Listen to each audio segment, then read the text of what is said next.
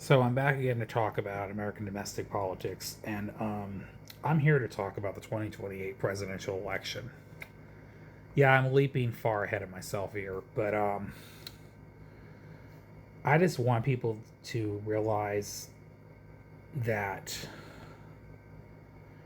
don't buy into the belief that the system's fixed and that they already have their choice chosen. Now, it's no secret the people, the powers to be, are already picking their candidates on both sides of the aisle, but don't concede to that reality.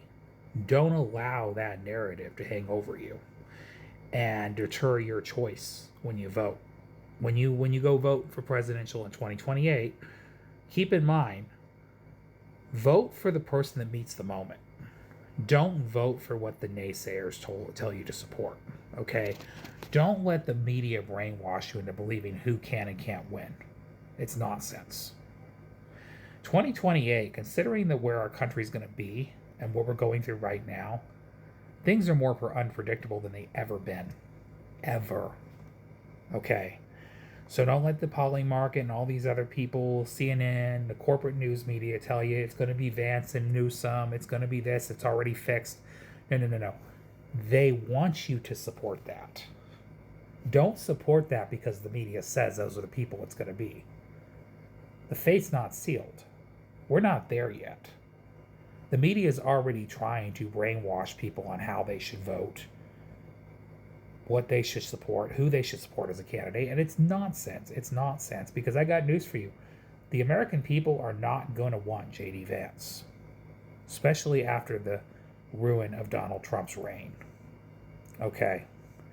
The American people sure the heck are not going to want Gavin Newsom, who was not the most stellar governor of California. Okay. And is the representative of the Democratic Party elite, just like J.D. Vance is the representative of the Republican elite, slightly with the tarnished brand of Donald Trump and MAGA behind him. Okay, but and his grift, his constant grift, I want to remind people, because remember, he acknowledged the monstrosity of what Trump was going to offer as president. That J.D. Vance in 2016 was correct. This J.D. Vance is just going along to get along so he can have the power structure at his back. But American people aren't going to want either one of these two leading the country. I'm just telling you right now. I already know that for a fact. All right. The media is already trying to steer the narrative in the conversation. Don't let them. Don't let them. Your voice is more powerful than theirs. Use it. Okay. And I'm here to tell you that the elections will be far more unpredictable than we ever realize. 2028 is going to be a very volatile time. And especially on the Democratic side, the media is already trying to set the narrative. They're trying to already push Newsom, Harris, which we already know they're both on the ground, already trying to run for president. We see it already. Now the media is fixating on AOC because she's a very popular firebrand on the left. It can raise millions of dollars of grassroots funding and knows how to flex her political arm very effectively. Is kind of a celebrity in her own right, a social media star, and now a sitting congresswoman for going on 8 years now. I mean, I would argue she's going to do better than people expect if it's her versus Newsom and Harris, because I think she'll blow those two out of the water. Just because people already know what they represent, and they're like, no, I'm good. She at least represents some flex of populism.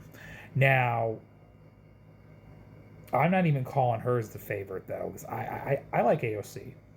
I mean, I'm not saying I don't. I just don't see her as the actual presidential candidate for the Democratic Party.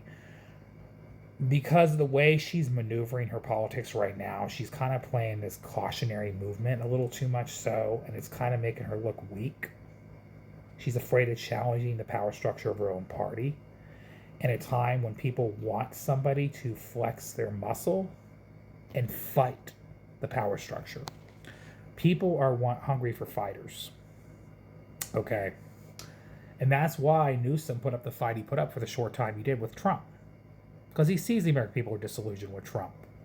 So he made a very smart political calculation when he did the whole gerrymandering in California to fight Republican gerrymandering nationwide. He did the whole, going after Trump and sticking it to him and doing themes because he knew it was politically smart at the time. It elevated his image. Short time, but it elevated it. The politicking and Harris coming out saying that people are bending the knee to Trump and it's wrong and institutions are not doing their part protecting the guardrails of democracy. She's correct. She's coming out talking about granting statehood to Puerto Rico and DC. She's correct on those positions. In some areas, she's going to the left of AOC because AOC is not even granting that she wants Puerto Rico to have statehood. It's kind of confusing me right now because I feel like AOC is kind of moving more to the center, which is kind of weird. And I'm like, oh, that's kind of why I kind of think she's going to run for president because I see her playing this cautionary move. She's not as firebrandy as she used to be. She's not fighting the party establishment as much anymore. She's not endorsing challengers against incumbents, which she used to do all the time. She's only endorsing people in open seats, But I see a lot of political maneuvering with all these politicians. I see it. But that's why I say the field is unpredictable. Especially on the Democratic side, a lot of people are going to run. AOC is probably going to run. Gavin Newsom and Kamala Harris, we know is going to run. I'm thinking Ro Khanna is going to run. Jamie Raskin might run. There's a lot of great potential candidates that can run for president that may actually meet the moment we need. They may be the dark horse in the race. Maybe Asa from Georgia. We don't know. It's not predicted yet, but for the people to come out and say it's going to be Newsom and J.D. Vance BS, it's not. Stop trying to call the elections before they even start. We're not conceding to that argument right now. So, again, 2028 is going to be very unpredictable. I'm here to tell you that. And, again, J.D. Vance may not be the Republican nominee on the Republican side. I'm predicting it's going to be a big fight between him and Marco Rubio. I do think the plan was Vance-Rubio ticket. I think that was the Republican dream ticket. But it remains to be seen if that will happen. And on the Democratic side, I heard whispers of a Newsom AOC ticket. I'm hoping neither one of those are true. Dear God.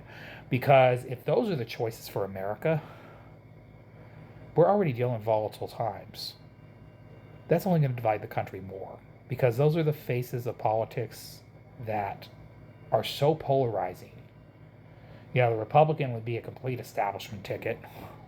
The Democrat would be half establishment, half left wing, and a cultural realm. Neither one is a strong firebrand for the country. I'm just going to be honest. If that's the establishment choices for us, then we're in for a real fight of our lives. Because those are not great choices, I'm going to be honest. But stay tuned. It'll be an interesting year in 2028, yet alone 2026 right now. So, again, just don't buy what the naysayers say and don't settle for what the media tells you. Hell with the media. They're there to serve the power structure. They're not there to be the guardrails of democracy or argue on behalf of the people anymore whatsoever. Their credibility is in the toilet. Okay? That's where it belongs. That's where it needs to stay. But anyways, that's all I want to say in this video. Y'all have a great, wonderful night. Love y'all. Have a great night. Bye.